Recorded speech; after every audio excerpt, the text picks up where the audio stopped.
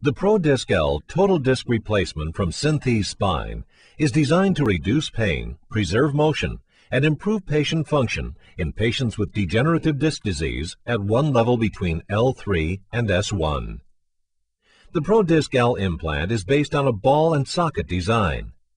ProDisc L end plates have patented central keels and lateral spikes for initial fixation to the vertebral bodies, and a plasma-sprayed titanium coating on all bone-contacting surfaces to promote bony integration.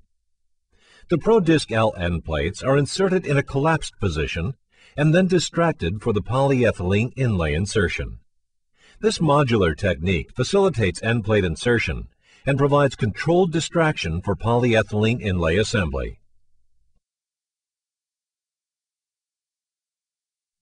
Identify and mark midline on the superior and inferior vertebral bodies adjacent to the operative level.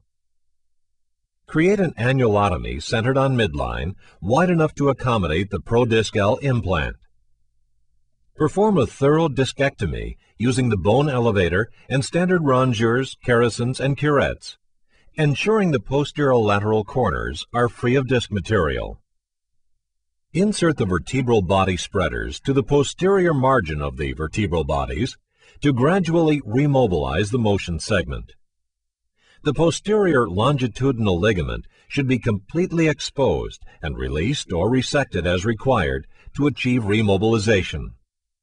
Trial implants are used to determine the appropriate implant footprint, lordotic angle, and disc height. Advance the trial to the posterior margin of the vertebral bodies. The adjustable stop can be backed out to allow the trial to be positioned more posteriorly. Advance the chisel into the vertebral bodies until it is fully seated on the trial.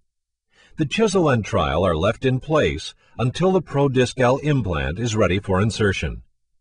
Load the inferior end plate and superior end plate onto the inserter and nest the two end plates together. Remove the chisel and trial.